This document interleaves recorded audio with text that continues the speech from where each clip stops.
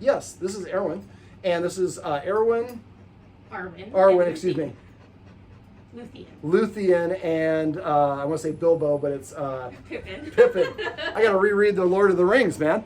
This is the roadmap to success. So I was primarily called in here because she's fighting with Luthian, and that was really a couple of fights that sound like over some resources, but I don't really think it's resource guarding. I think it was really more of a jealousy and kind of a posturing sort of a situation. These dogs basically. I think there's some motivational elements that are involved. I think there was a little bit confusion on the dog's end, perhaps some assumptions on the human's end that the dogs understood certain things that they didn't. And you can see right here, not a lot of great boundaries. I have one treat and I'm just doing nothing but trying to get that treat. Well, it's okay for dogs to like to getting treats, but this is kind of, I don't want to say inappropriate, but this is a little bit overboard. Most people probably would prefer their dog doesn't go and lick compulsively anybody who has a treat. There's a difference between I'd like a treat and I'm just going to keep on trying to get that until I get it. That's my mindset. I have no impulse control. If I just want something, I just take it. So if the other dog has something, I'm just going to go try to take it or invade their personal space. And I think the guardians here, like a lot of my clients, there were some things, body language, that the dogs were doing with each other that they were unaware of. For example, if a dog has a high value item like a food or a chew toy, and another dog gets within 7 feet, that's the other dog's way of challenging for that item. They don't have to beg, they don't have to growl, just with being within 7 feet is their way of saying, I want your stuff. And so our job as a guardian is to provide a safe environment where we don't allow that to happen. So if we see that one dog has a toy and the other dog's trying to get involved, we might use that positive interrupter and then use the hand targeting, yes, and we redirected that dog to get away from the other dog. So we created a situation where the other dog didn't have to correct the other dog itself. And so we used to talk about leadership. We can't really use that word anymore because all these balance trainers have used that word in terms of dominance and alpha. That's what I mean. When I mean leadership, I mean providing the dogs with a safe environment where they see the humans have things under control.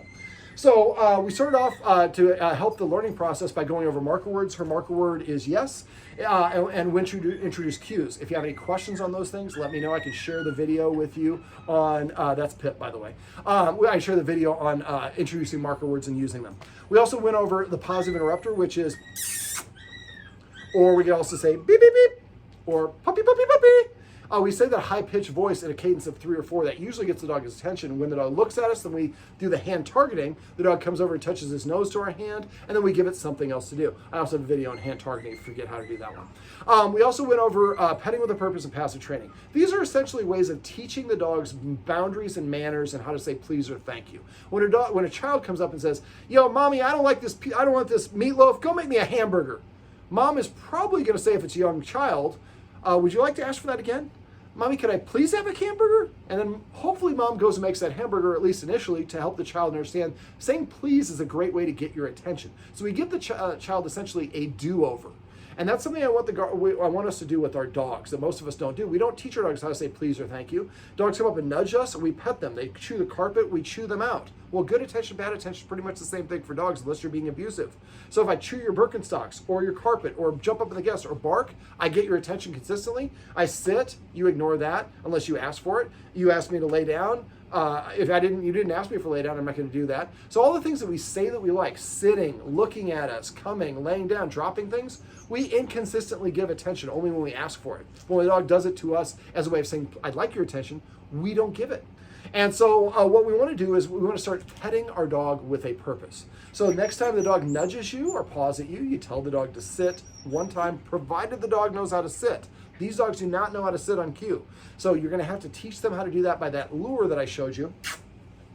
So you make sure they're straight, lure up, keep that treat within an inch of the nose. I don't have a treat, so you saw I went away.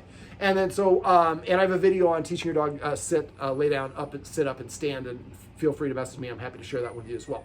So once we've taught the dogs to sit, we can say sit, they sit without us having to use our hands. A lot of times dogs look through a gesture. So you want to see if I want to see if she knows how to sit, I would go like this, sit. And if she sat down when I couldn't see my face and I'm not using my hands and she sat, I know that she knows the auditory cue for sit. Otherwise, she probably knows the lure. So once she knows the auditory cue, she comes up and nudges you, you tell her to sit one time. If she sits in that 2-second window, you say your marker word, pet her here, here, here, or here, and then pet her as much or as little as you want. If she doesn't sit, you go back to do what you're doing, show her that, there's no punishment, but you're not getting what you want. You're going to play hard to get. After a while, she's going to recognize, every time they want me to I want attention, they tell me to sit or lie down. So I'm just going to sit to prepay for the attention. When she does, make sure you say your marker word and pet her. Otherwise, she will go back to pawing at you, nudging at you, or whatever else you wanted to do. Use the watchword of manners or paycheck, which means that I think you forgot to pet the dog with a purpose. So if I'm petting her, somebody says, polite, I would stop petting her, tell her to sit. She sits, I say the marker word, yes, pet her on her chin. I explain to the other person, I asked her to sit, you just missed it. So it'll take us about 2.5 to 3 months to get in a habit of petting with a purpose, but eventually the dogs will start sitting down to prepay for the attention. That's a beautiful thing because they're learned how to ask. The flip side of that is called passive training, is what I call it. A lot of dog trainers call it capturing. Essentially what it is waiting for the dog to voluntarily offer you the behavior, say the marker word, and then rewarding them. So every time the dog comes, like right here, yes. She looked at me off camera. You can see it. I promise she did. But she looked at me. I said yes the instant she looked at me, and then I petted her. This is going to make her more likely to look at me in the future.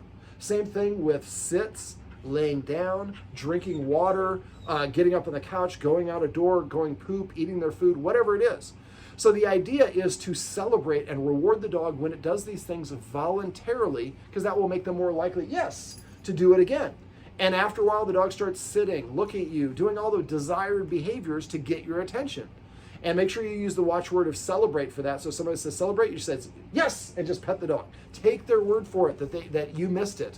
But the idea is to be mindful with your pets. So if you see that Arwen's coming over here, I would say yes when she gets here and pet her under the chin. The better thing to do is if she's way over there and she starts walking here and I recognize she's walking here, I say come, then she gets here, I say yes, and then I pet her. So remember that cue should come first. So now it's going to make it easier for her to communicate what she wants in a way that she understands. Now, we also went over dog consent. I have a video for that one as well, but look for dog consent. And I'm just realizing now I said I was going to start this video by talking about dog body language, so I'm actually going to talk about it at the 7:30 mark in this video. So basically, if you see her ears right here, and I talked about in the video above, she has kind of more lab ears. They're kind of hanging down like this. This is just neutral. When she wants to be a little bit more accommodating, she's going to turn it so the front of her ear is going to be facing the side and the inside of her ear is facing the cheek or forward. That's kind of more humble. But that's not really what I want to look at when it comes to body language. First thing I do is I look at the dog's mouth. I'm just realizing now I'm inside without a mask. I shouldn't be doing this. But this is a good opportunity for me to put my mask on and show you exactly what I was talking about. So, and I get the mask on? Yes. There we go. So in this mask, you see my dog Callie's mouth is open. So if a dog goes from an open mouth like this to a closed mouth, that's a big warning. Open to a closed mouth and getting still and staring, much bigger warning. Ears coming forward, tail going up, body getting stiff, the head lowering, dog moving in slow motion, maybe leaning one way or the other, breathing heavy or holding the breath. These are all indicators. I feel pupils dilated, I feel uncomfortable or I disagree with something. So what you want to do is study your dog's neutral body language. You can only see her at the bottom, but her weight is underneath her. All her paws are underneath her. She's not leaning in one direction. She looks like she has some wiggly jiggly. Her tail is wagging in the middle. Her nose is parallel to the ground or tilted slightly up. She's breathing with an open mouth. So what I do is I look, first of all, I look, is the dog leaning towards something or away from something? Second thing I do is look at quickly look at their breathing. Are they holding their breath, breathing fast, or panting, or breathing normally? Then I look at their body language. Dogs are normally what I call wiggly and jiggly. If they're stiff, that's not a normal, that's a communication. Is the tail going up? Is it parallel if this is the spine out here in the middle? Is it going down? Is it phallic between the legs, curled up? That's identified as being insecure or uncomfortable. Are the pupils dilated? So what I would do is look at the dog's overall posture, then look at their breathing, then look at the tail, then look at the ears, then look at the head position, nose up or down or medium, and then look at the wiggly and jiggliness of the dog's body. Then what I can do, and I do this when the dog's neutral. So right now she's sniffing my butt, she's pretty neutral. So when she goes from this to being excited, then I look at those same areas and I look for a deviation or a difference. Oh, when she's excited, her ears are more facing off the side. Her tail comes down to a medium position. Her hackles don't go up. That's another big indicator. And so so those are three indicators that she's uncomfortable once she's looking at the other dog. So I do the hand targeting, call her away from the other dog, give her something else to do, or take her another room or for a walk or whatever the case may be. And so now I preemptively stopped the fight because I managed the situation, created a safe environment for the dogs. We also talked about exercise, and there's a bunch of, go to YouTube, look for dog body language examples on Chihuahuas, on Labs, and you'll be able to see different breed character on Shibas. Well, Shibas, it's just going to say Shibas don't care what you think. But there's different body language for different types of dogs. So the idea is when it comes to exercise, sniffing on walks burns more energy than walking, and it's more relaxing for the dog. Playing tug of war, playing fetch, getting a doggy backpack, and play dates. Play dates, remember, try to give them these treat outs. Oh, you're going after my shoes. I thought it was my butt. I'm sitting on my heels, so she's going after my shoes. So the come here, sweetheart.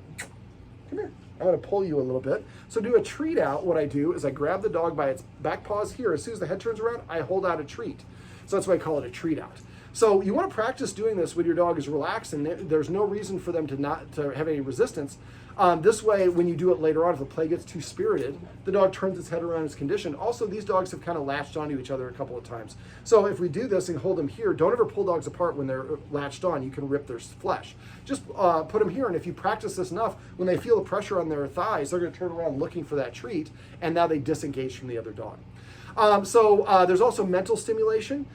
Sniffing releases, like I said, controls a lot of the brain. So sniffing is a great one to do. Let me see. Training is a great way to burn energy. Let me see. Lick mats and feeding out of snuffle mats are great ways to burn energy as well. Problem-solving toys like Kongs, puzzles, the Omega Tricky Trainer treat ball. All those sort of things are activating the brain. And then there's also scent games. We went over Cookie in the Corner. That's when we threw the treat. And then my battery is getting really low. We throw the treat and say hunt, and then we mark when they get it, and then we say come, and they come back to us, and we mark and give them the treat. So we're practicing a recall as well as introducing a cue for scent games. And make sure. What's that? What type of phone is it?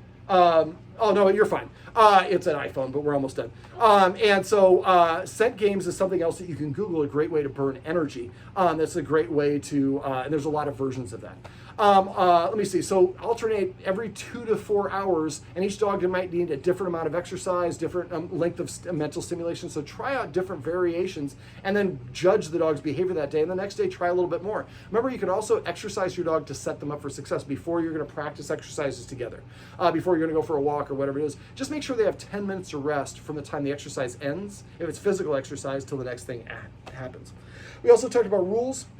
If we're enforcing rules, the dogs see us providing a safe environment. So not being allowed in the kitchen when we're preparing food, not being allowed humans when they're eating, not being allowed the other dogs when they have a high value item. 7 feet is the distance we'd like to have. Then incorporating those pre-max, making the dogs sit before you open the door to the kennel, sit before you invite them on the bed or the couch, sit before you prepare their food. Again, sit for a lot of stuff. So teach them how to sit, because they're going to use the heck out of that one. But sit at the door. You don't sit within 2 seconds. I walk away, sit down, and I wait 1 minute. I go back, sit at the door, 2 seconds.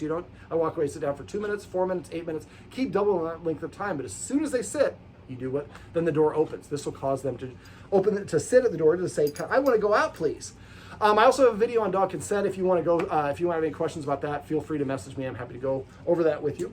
Try not to do this and pull a dog around on a leash. You can hold it, but we try not to pull them. We would prefer to go touch. Yes. Let me see. What else? I think that's just about it for the summary. Anything else you want me to cover? If you do remember something later on, you can always call and text me.